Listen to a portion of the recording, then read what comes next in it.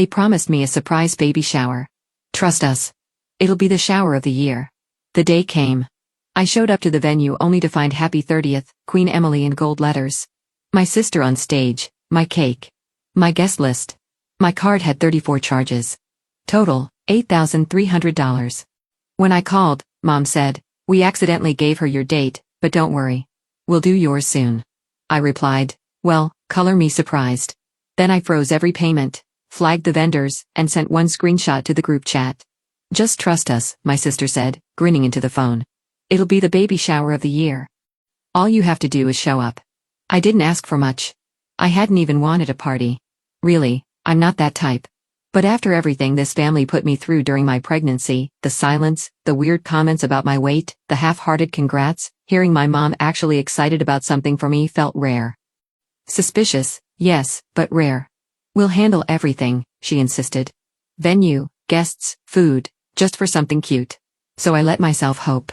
That was my mistake. The day came. I was 7 months pregnant, swollen, exhausted, but I showed up at the venue they texted me about, a rented event hall out in Marietta. My fiancé had to work, so I came alone, waddling through the parking lot in a soft pink dress that barely zipped. I was nervous, hopeful, and then I stepped inside. Gold letters hung from the back wall, Happy 30th, Queen Emily, a stage. Balloons, champagne. And standing right at the mic with a spotlight overhead, my sister. My name is Emily. But the Emily on stage? That was my sister too.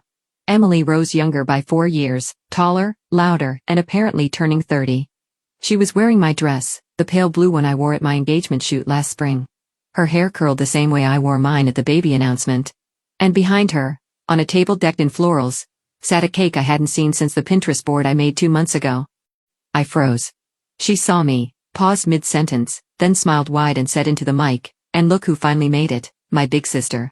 Everyone, say hi to our guest of honor." Sort of. There was laughter. I turned to the crowd, faces I hadn't seen in months, a few coworkers, my aunt's weird boyfriend, even my old roommate from college, someone I hadn't spoken to since 2019, grinning at me like this was normal. I blinked hard. My purse bust. It was an alert from my bank. "Your card has been used 34 times in the last 6 hours. Total, $8,326.91. I opened the transaction list, the venue, the balloons, the cake, the photo booth, all of it, on my name, on my baby's savings. I called my mom. No answer. Then a text. "We accidentally gave her your date, but don't worry. We'll do yours soon, promise." I didn't reply right away. I walked outside, stood in the parking lot with my hands trembling, my belly heavy, my chest burning. Then I took a breath, opened the group chat, and sent one screenshot. "Card alert. Thank you for your payment to Balloons and Bliss Events." And under it, I typed, "Well, color me surprised." Then I froze every payment, flagged the vendors, and walked to my car. They said it would be the shower of the year. They didn't know they were right. It's strange how quickly your mind rewrites history when the people you love betray you publicly. I kept thinking, maybe this was an accident, a mix-up, like they said. But then I checked my calendar. They had asked me 2 months ago what weekend worked best for the baby shower. I said May 12th. That was today. They hadn't stolen some vague placeholder on a whim. They stole my date. They stole it with intent. That night, I didn't sleep. I sat on the edge of my bed, scrolling through every receipt, every charge, every vendor contact I'd flagged. Cake, $420. Venue deposit, $2,000. Balloons and decor, $1,300. Catering, a whopping $2,800 for a sushi bar I never saw. I wasn't just tricked. I was robbed, and I had paid for my own erasure. When I called my mom again, she didn't answer. But a minute later, she finally replied in the family group chat. "Let's not make a scene over a little confusion. You know how your sister gets. She just wanted something special for her big 3-0. My sister followed up with, "It was still your money, so you were still part of it." My blood ran cold. That's when it hit me. This wasn't new. This was what they'd always done. I scrolled back through my payment history. There were charges I couldn't even remember authorizing. Last November, $500 to a party supply rental. December, $780 to Velvet Canvas photography. And then I remembered my sister's holiday party and her surprise engagement photo shoot, the one she never posted because she never got engaged. And yet she used my card. I called my fiancé. He picked up on the second ring, sleepy. "What's wrong?" I didn't know how to say it. I just whispered, "They've been stealing from me for months." 3 days later, I got the baby shower invitation. It was a new one sent by my aunt. Same venue, same address, June 23rd.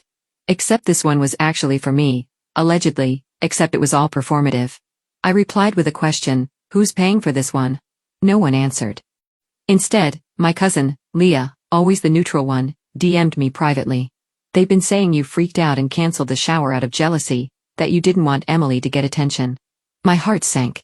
They weren't sorry. They were spinning it. I didn't reply to Leah. Instead, I pulled up my email and checked the invoices from the vendors. I'd frozen all payments, and I was waiting to see you try to recover their money. By the next morning, Four had emailed me not with complaints, but with confusion.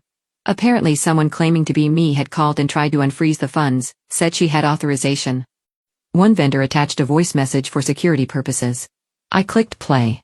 It was my sister pretending to be me. "Hi. This is Emily Taylor. I'm so sorry. There was a mix-up with my account. Please proceed with the payment. Thank you again for everything you did for the party. It meant the world." I stared at the waveform. My stomach turned. She hadn't even tried to mask her voice. Just relied on the same thing she always had, the assumption that I wouldn't fight back. The next blow came from my dad. He never texts me directly, not unless someone's in the hospital or he needs something. But on Friday afternoon, I got this gem. "Don't punish the whole family for a mistake. Be the bigger person. We all know you don't need the money." Then a follow-up. "You chose to keep that baby, so act like a mother and stop creating drama." I dropped my phone. I couldn't breathe for a second. I wanted to scream, but instead, I opened my notes app and started writing. I made a list. $8,300 in stolen funds for vendor fraud attempts, a fake invitation, public group chat humiliation, emotional abuse from both parents, financial gaslighting. You chose to keep that baby. I didn't cry. I made a folder. I labeled it receipts. The next night, I got tagged in a Facebook post, a group photo from the birthday shower. Caption, "We pulled off the surprise of the year. Happy birthday to our radiant Emily." Some people show up late. Others show up bitter. I stared at the picture. There was my cake, my flowers, my guests. Even the sign-in board, the one I hand-lettered in gold script months ago, now repurposed as a memory wall for her milestones. My name had been crossed out in Sharpie. No joke. I screenshotted everything. Then I did something they didn't expect. I logged into the vendor portals one by one and began uploading my flagged report, unauthorized charges, fraudulent impersonation, voice evidence. But that wasn't the final blow. The final blow came from my fiancé. He called her. I didn't know he would. But apparently, after seeing the Facebook post and hearing me cry in the shower, he'd had enough. He asked her straight up, "Did you really use her money for your party?" She said, "It's not like she can't afford it.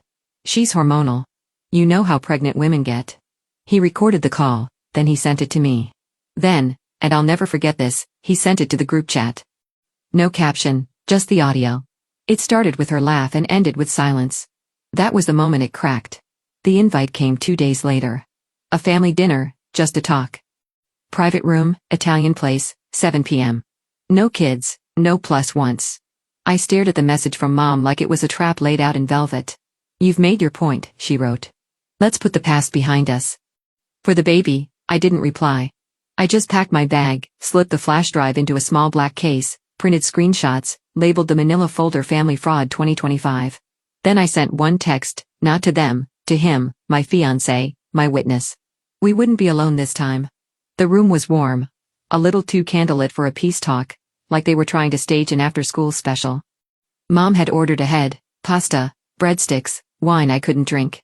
She smiled when she saw me. "Look at you, glowing." I didn't smile back. Dad nodded, said nothing. And Emily, Queen Emily, wore white again. A tight little smirk like this was her stage. She held a gift bag. "I got you a onesie," she said. "Says world's most dramatic baby." Just a little joke. "Cute," I said. I brought something too. I pulled out the folder, laid it flat in the center of the table like a weapon. Mom glanced at it. "What's this?" I clicked the remote. Behind me, a portable projector flickered on. I'd booked the room under a corporate alias so no one would question the tech setup. They didn't even notice the white screen on the wall until it lit up. Audio file 1. "Hi. This is Emily Taylor. I'm so sorry. There was a mix-up with my account." My voice. "Except not mine. My sister paled. Dad leaned forward. I spoke quietly. That's your daughter impersonating me on a vendor call, approving charges to a card she didn't own. In most states, that's felony fraud. Turn that off, my dad said. This isn't what we came for. I clicked again. Audio file 2. She's hormonal. You know how pregnant women get. My sister, laughing, on the call with my fiancé. Then came the screenshot carousel, Facebook post, group chat, the sharpened name on the memory wall, the receipts, $8,326.91 in charges. And a little bonus, a photo of the cake from my Pinterest board reposted to my sister's Instagram with the caption, "Real queens don't need permission." You stole my baby shower, I said. Borrowed, Emily snapped, suddenly red. And anyway, you never said you paid for everything. You just do that. It's what you're good at. Mom chimed in, sweetheart, let's not escalate. But it was too late. From the back of the room came a voice. Didn't escalate, she documented. They turned. My fiancé stepped forward. In his hand, a printed letter. Official complaint filed, dated. I reported the impersonation to the payment processor, he said, and submitted the audio to our attorney. We're not just pressing charges. We're freezing the joint savings account too. Mom stood up. You can't. That's for the baby. No. I cut her off. That was for the baby shower. The one you let her hijack. Dad finally spoke. This is disgusting. What kind of daughter does this? The kind that's done, I said. The kind that's 7 months pregnant and still footing the bill for people who would happily erase her if it meant more attention. Then I reached into my purse and pulled out the ultrasound photo, placed it next to the folder. You won't know her name. You won't see her face. You won't hold her, ever. Emily laughed. Oh, come on. You're not serious. I turned to her. You used my money, my guest list, my identity, and you called me hormonal when I caught you. You're not a sister. You're a leech with a crown. The room went silent. Then a voice from the corner, amen to that. It was Aunt Melissa. I didn't even know she was there. Apparently, Mom had invited her to keep things neutral. She'd sat quietly the whole time until now. I knew something was wrong, she said, standing. She asked me to call it her shower, said you didn't deserve one, said you were acting all motherly just because you got lucky one night. Mom gasped. Melissa, stop. No, she said. I'm done covering for all of you. She turned to me. You're not crazy. You're not dramatic. You're just finally done playing dead. I nodded once slowly. Then I picked up the folder, the flash drive, and the ultrasound photo, and I stood. I'll send you the invoice, I said. Not for the money, for the damage. Then I turned to Emily, took the gift bag she brought, and dumped it upside down. The onesie landed on the table, crumpled and cheap. I took out a Sharpie, scrawled across it in big black letters, "No more queens." Then I dropped it in her lap and walked out. I didn't go home that night. After the dinner, after the audio, the folder, the fake onesie, I sat in my car for an hour with the engine off, doors locked, and the flash drive in my lap. It wasn't over. It was just finally beginning. They thought I would scream, cry, make a scene. They didn't understand who I became while they were laughing. First move, the bank at 9:01 a.m. I called the fraud line and told them everything, not as a sobbing victim, as a client pressing charges. I have unauthorized use of my card, I said calmly. I have audio, receipts, impersonation attempts, and 3 vendors who've already confirmed fraudulent contact. They froze the card permanently, filed it under internal investigation, assured me that $8,326.91 would be returned in full via chargeback. I wouldn't owe a cent. Then came the bonus. The person impersonating you, did they provide identifying information? Yes. I said, my name, my email, my pregnancy announcement date. There was silence on the line. Then we'll be notifying authorities. Second move, the vendors. I sent a professional email to each vendor used in the fake party. Explain the situation. Attach the audio file of my sister pretending to be me. All 4 responded within 12 hours. One refunded the remaining balance voluntarily. Another sent an apology for getting involved in a personal dispute. One even offered free services if I ever wanted to throw a real shower. But the 4th vendor, they were livid. I'm contacting my attorney, the decorator wrote. She forged your name on our service agreement. That's identity fraud. Sister thought she was slick. She used a free online contract template, typed Emily Taylor, and slapped it on a PDF. Too bad the decorator required digital fingerprinting basic metadata, and the signature timestamp didn't match any of my devices. Third move, the family. I didn't text anyone. I didn't post. I just updated a Dropbox folder called For Those Who Asked. Inside, all 34 fraudulent transactions. Screenshots of the group chat where I was mocked. The audio recordings. The photos of my crossed out name. The vendor replies, a letter from the bank confirming the chargebacks. I sent the link privately to 5 people. Aunt Melissa, my godmother in Ohio, 2 cousins who had daughters, and my grandfather, the only person in the family who ever asked how I was without needing money. It spread within hours. I started getting DMs from second cousins I hadn't seen since I was 12. I didn't know it was that bad. Your sister told us you canceled your own shower. She said you were jealous of her attention. I said nothing. Silence became my revenge. On the 4th day, Emily's Instagram went dark. Gone were the gold balloons. Gone were the party pics. Gone was the Queen Emily branding she had tried to monetize into a lifestyle blog. I didn't even know she was planning to launch something called 30 and Thriving. Not until her ex-boyfriend, the one she tried to soft launch during my fake shower, DM'd me. Hey, so I saw the folder. She told me you approved the party, that it was a gift. I sent back one word. Enjoy the screenshots. 5 minutes later, he blocked her and reposted my audio with the caption. Turns out the only queen here was fraudulently crowned. Then it got better. My father's credit card was declined at Lowe's. He called me from a new number and left a voicemail. I don't know what you think you're doing, but you've poisoned this family and you'll regret it. Then he added, we were going to reimburse you. I played it 3 times. Then I forwarded it to the fraud department investigating my case. By the end of the week, the final blow landed. Emily received a certified letter from the event planner threatening civil litigation for impersonation, contract violation, and reputational damages. I didn't even know they could do that. Turns out, they can. And they did. Her response? A long Instagram story rant on a backup account. Some people can't handle shared attention. Pregnancy isn't a personality trait. I screenshotted it, added it to the folder, sent it directly to our hometown mom group. Within 24 hours, she was removed from every local group chat, every community page, even a prenatal yoga collective. She hadn't joined yet. They wanted nothing to do with her. Then came the text I was waiting for from Mom. I'm not choosing sides, but this is getting out of hand. Can we talk? Just you and me. No apology. No ownership. Just that fake neutrality. She wears like perfume. Thick, cheap, and meant to cover rot. I replied, there are no sides when you were never on mine. Blocked. The money was returned by Friday, $8,326.91. Every cent.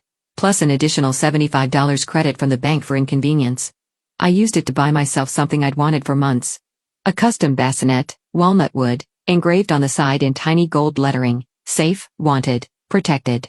Because this child, my child, will never grow up wondering if she's a prop in someone else's performance. I didn't tell anyone when she was born. No posts. No names. No photos. Just one announcement. I gave birth to peace. 7 pounds. 6 ounces. No drama. No parasites. 12,000 shares. Hundreds of comments. This is why we don't go home. Protect your energy, even from your mother. That day, the girl who once begged for crumbs died, and I didn't mourn her. The first card came a week later. Pink, glittery. No name. One day, she'll ask where we were. I burned it in silence. Real closure? It wasn't an apology. It was control. New name on every form. New number. New voicemail. If you're calling for forgiveness, you've missed your window. If you're calling for money, use the number you used to book my shower. Lawyer confirmed. Case closed. Identity secured. No further risk. Then came the drive-by. Same venue. Same railing. Old balloon scraps caught in the grass. I parked. Left a framed photo in the mailbox. My daughter. Fists raised.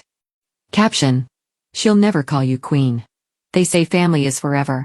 But forever ends when silence feels safer than dinner. I'm not the bank. Not the backup. Not the body they used to host their spotlight. I'm the author now, and they've been edited out.